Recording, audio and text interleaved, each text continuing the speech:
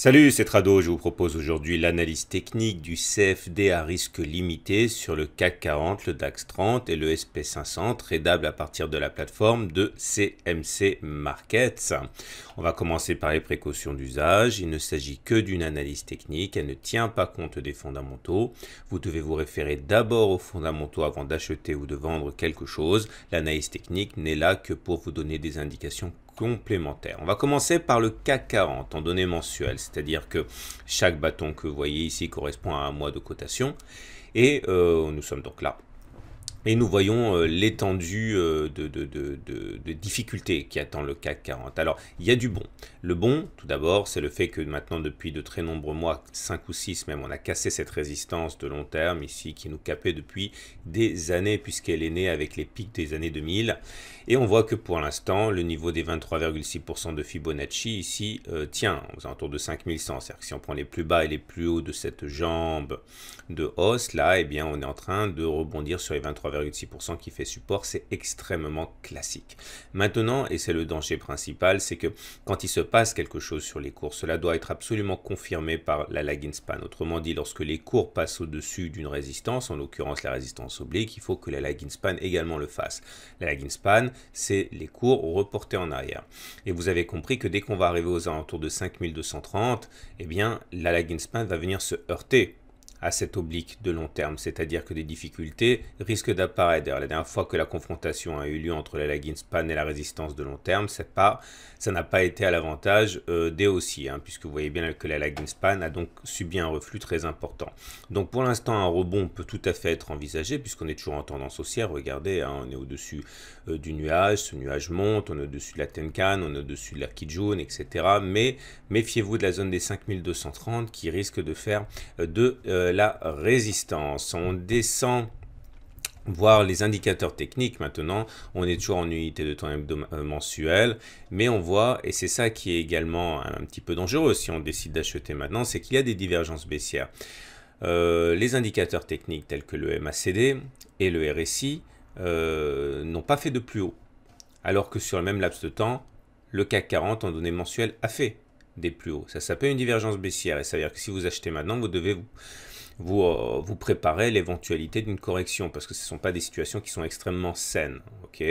Maintenant, il demeure que comme sur le graphe brut, on voit que ce sont les haussiers qui tiennent le marché pour l'instant. Le MACD est au-dessus de son signal, c'est très bon. Le RSI au-dessus de 50, c'est très bon. Et le momentum est au-dessus de 0, c'est très bon. Donc, globalement, c'est bon. Mais il y a des ombres qui planent. Alors, on descend d'une unité de temps, on va acheter hebdomadaire. Comme vous pouvez le voir, les choses là aussi sont plutôt bien engagées, puisque sur le fond, c'est toujours haussier. Le nuage monte, les pics sont montants et les creux sont montants.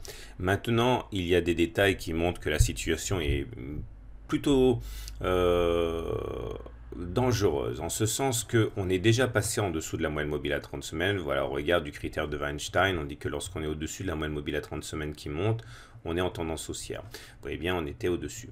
Maintenant, on est passé en dessous depuis à peu près 5 semaines. Et ça, ça ouvre la possibilité à soit une latéralisation, soit une baisse. On est parti, à mon avis, pour latéraliser. Pourquoi? Pour différentes raisons. La première, c'est que pour maintenir des pics montants et des creux montants, il faudrait que maintenant, à partir de ce niveau actuel, on arrive à se hisser au-dessus du précédent sommet qui est aux alentours de 5500. Ça ne sera pas une mince affaire et il y a de fortes chances pour qu'on n'arrive pas à le faire. Et vu l'étendue de la tâche, il y a, à mon avis, des chances non négligeables pour qu'à partir de maintenant, on rentre effectivement en période de latéralisation. Donc oui, on est effectivement en mesure de produire un effort pour avoir une jambe de hausse. Une fois d'ailleurs qu'on sera sorti de ce canal baissier qui dure depuis pas mal de temps. Mais de là à inscrire un nouveau sommet et pérenniser la tendance haussière, il y a un pas que je ne peux pas franchir pour l'instant. Donc pour faire simple, la tendance semble propice à une sorte de latéralisation, de construction d'un trading range à partir de maintenant. Il faudra bien sûr se départir du canal baissier, puisque tant qu'on ne se départit pas du canal baissier, pour l'instant on ne peut pas avoir autre chose qu'une continuation de la baisse. Mais regardez les indicateurs techniques, il y a des éléments qui montrent qu'on est peut-être mûr pour un rebond, une nouvelle jambe de hausse, toujours en unité de temps hebdomadaire. Vous voyez, on a une divergence haussière cachée. Les cours ici n'ont pas fait de plus bas, alors que les trois indicateurs que vous voyez ici, les indicateurs techniques, le MACD, le RSI et le momentum, eh bien, ont fait des plus bas. Ça, c'est une situation qui montre que la baisse en cours est fragilisée et ce qui milite dans le sens d'une possible jambe haussière à venir sur unité de temps hebdomadaire. On passe au DAX, donc l'indice phare allemand, en unité de temps mensuelle. Et là aussi, pas de doute, la tendance haussière, vous voyez bien, on est au-dessus d'un nuage qui est croissant, on est au-dessus de la Tenkan, on est au-dessus de la Kijun et on est dans un énorme canal haussier de long terme ascendant. Le problème est le fait que si vous décidez d'acheter maintenant et que vous partez du principe effectivement que le canal peut être visité dans le sens oscillatoire, eh bien il y a à gagner la distance qui nous sépare du plus haut et il y a à perdre la distance qui nous sépare du plus bas. Autrement dit, il y a beaucoup plus à perdre qu'à gagner a priori selon la règle de l'oscillation dans les canaux et c'est ça qui pose problème.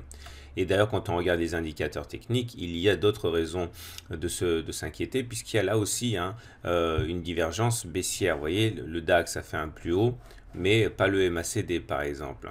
Il y a un autre élément qui est inquiétant, c'est que le RSI, bien que bien orienté puisqu'au-dessus de 50, sort de la zone de surachat, ce qui montre bien que la mainmise sans concession des haussiers a tendance à se relâcher. Donc oui, ça reste extrêmement haussier, les indicateurs techniques sont bien orientés, MACD au-dessus de son signal, RSI au-dessus de 50, momentum au-dessus de 0, ça c'est bien, c'est-à-dire que les haussiers tiennent le marché. Mais là aussi, il y a des signes de fragilisation qu'on ne peut pas éluder. On descend d'unité de temps, on va chercher l'unité de temps hebdomadaire et c'est le même constat qui s'impose puisque comme vous pouvez le voir, apparemment c'est pas mal, le nuage monte, etc. Les pics sont montants, les creux sont montants, donc ça on sait que c'est bien.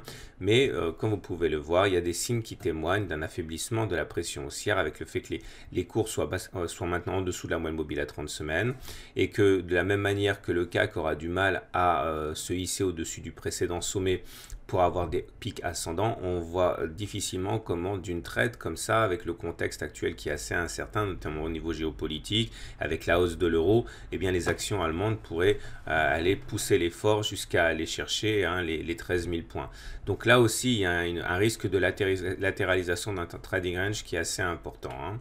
Les indicateurs techniques d'ailleurs, montre des signes de rémission. Alors bien sûr le MACD est toujours en dessous de son signal, c'est pas bon, mais par contre le RSI au-dessus de 50 et le momentum, bon, on voit qu'il remonte, ça veut dire que la pression baissière s'affaiblit un petit peu. Donc globalement c'est pas bon, mais dans les détails il y a des éléments qui montrent que on a une volonté quand même sans doute de rebondir un petit peu. On va chercher maintenant le SP500, l'indice phare américain, beaucoup plus représentatif que le Dow Jones, pour constater que là, eh bien, pareil, on est dans un grand canal ascendant. Le problème, c'est qu'on est venu chercher le haut de ce canal. Il n'y a plus grand-chose à gratter au niveau de la progression, à moins de sortir encore une fois du canal, ce qui est toujours possible. Mais quand on voit ce qu'il y a à gagner par rapport à ce qu'il y a à perdre, on se rend compte que le ratio gain-risque n'est pas fantastique non plus, même si, encore une fois, il n'y a pas matière ici, à mon avis, d'être trop baissier, puisqu'objectivement, on est au-dessus du nuage, au-dessus de la Kijun, au-dessus de la Tenkan. C'est simplement qu'on peut se demander si le jeu en vaut la chandelle, surtout que là aussi, vous pouvez noter une divergence baissière sur l'unité de temps mensuelle. Les cours ont fait un plus haut, mais pas le MACD. Mais ces mêmes indicateurs techniques montrent bien que la tendance est haussière. MACD au-dessus de son signal, RSI au-dessus de 50, momentum au-dessus de 0. Ça veut dire que les haussiers tiennent le marché. Mais voilà, il y a des signes avant-coureurs d'un assagissement de la pression haussière. On descend d'une unité de temps, on va chercher une unité de temps hebdomadaire. Et là, par contre, c'est beaucoup plus haussier que sur le CAC 40 ou sur le DAX, puisque vous pouvez le voir, on est toujours au-dessus du nuage, toujours au-dessus de la Kijun, toujours au-dessus de la moyenne mobile à 30 semaines. Les pics sont bien montants, les creux sont bien montants, la Tenkan est en soutien. Mais voilà, les indicateurs techniques trahissent un petit peu la situation avec une dégradation non négligeable. Tout d'abord des divergences baissières, vous voyez les cours font un plus haut, mais pas les indicateurs techniques. Le MACD maintenant est sous son signal. Le RSI est toujours au-dessus de 50, mais globalement il décline. Le momentum plonge vers la ligne des zéros, c'est-à-dire la ligne de neutralité entre haussier et baissier. On ne peut pas donc éluder une certaine fatigue sur les indicateurs technique. Voilà, c'est tout ce que nous pouvions dire cette semaine sur ces trois indices majeurs. Je vous souhaite une bonne semaine, de bons investissements et je vous donne rendez-vous la semaine prochaine pour la mise à jour.